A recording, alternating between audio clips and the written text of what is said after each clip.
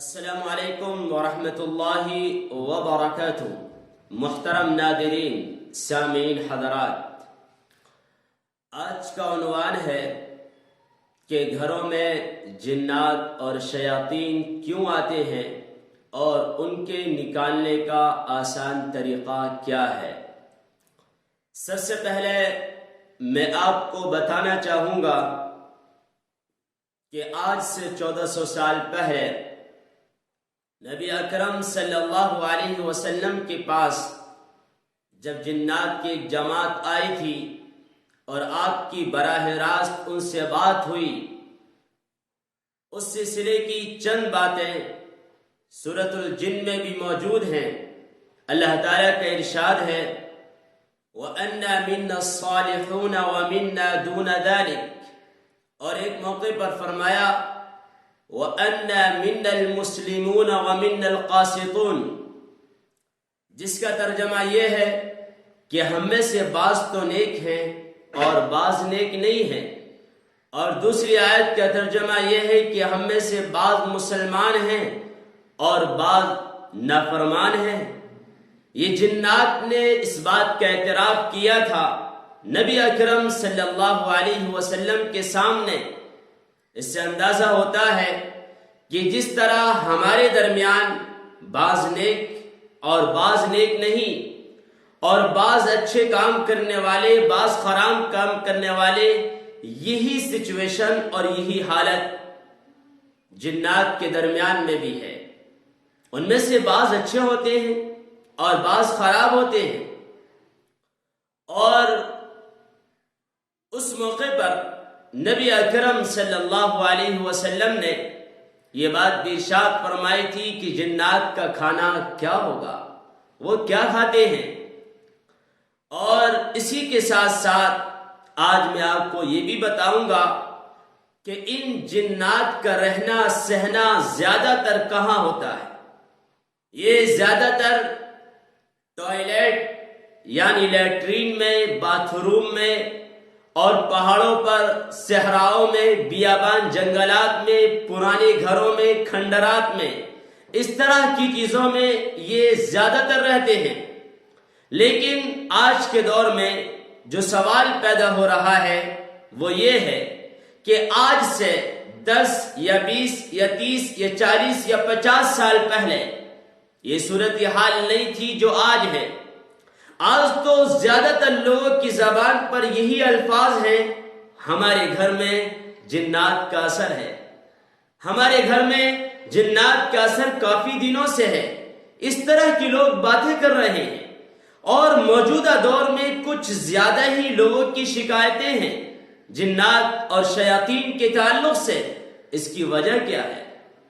علماء محققین نے اس کی وجہ یہ بتلائی کہ پہلے لوگ یعنی 20 یا 25 سال پہلے لوگ جو ان کے ٹوائلٹ یا باتھ روم ہوا کرتے تھے وہ بیڈ روم سے الگ ہوتے تھے اور کافی دور گھر کے کسی کونے میں بناتے تھے۔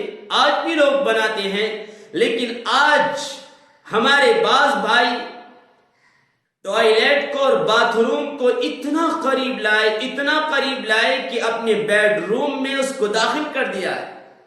آج جو جدید طرز پر مکانات بن رہے ہیں، بلڈنگیں بن رہی ہیں، رہنے اور رہائش کے لیے گھر بن رہے ہیں، آپ ان کا جائزہ لیں کہ بیڈ روم میں اسی کے اندر ٹوائلٹ اور باتھ روم بنایا جا رہا ہے۔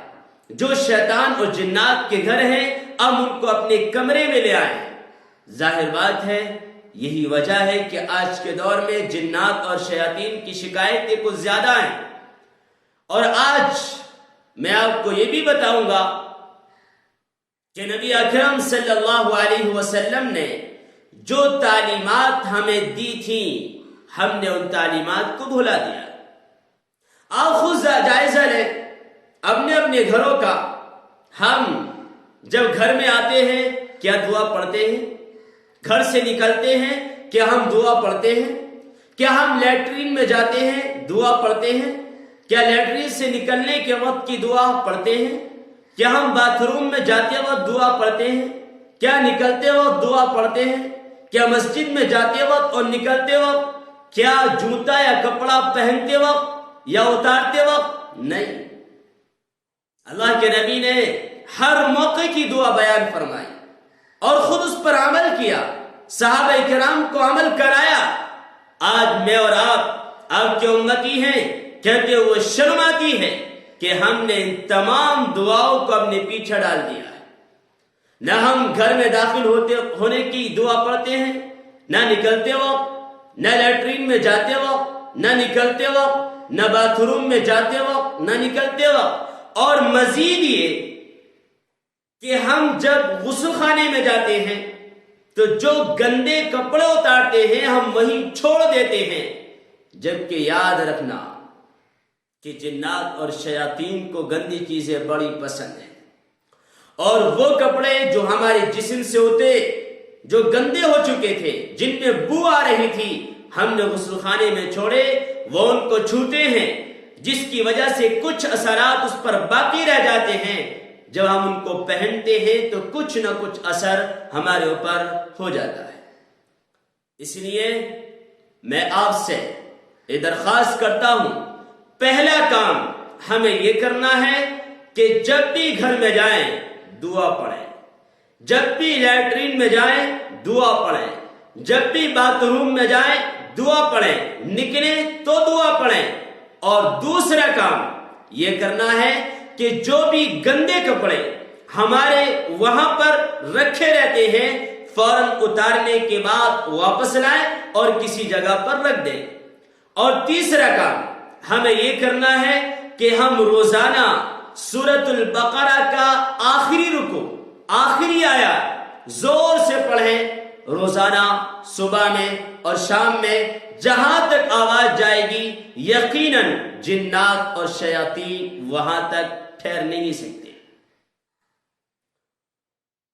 اور آج تو صورتحال یہ ہے کہ بعض گھروں میں کتے پالے جاتے ہیں، بڑے بڑے فوٹو لگائے جاتے ہیں، جن گھروں میں بڑی بڑی تصویریں ہوتی ہیں جاندار کی اور کتے پالے جاتے ہیں، ان گھروں میں فرشتے نہیں آتے بلکہ جنات اور شیاطین اپنا بسیرا کرتے ہیں۔ میں یہ نہیں کہتا کہ کتا پالنا حرام ہے، میں یہ کہتا ہوں کہ 3 قسم کے کتے پالنا جائز ہے، بہتر نہیں کہہ رہا، نہ مستحب کہہ رہا، نہ ثواب کا کام کہہ رہا، جائز ہے۔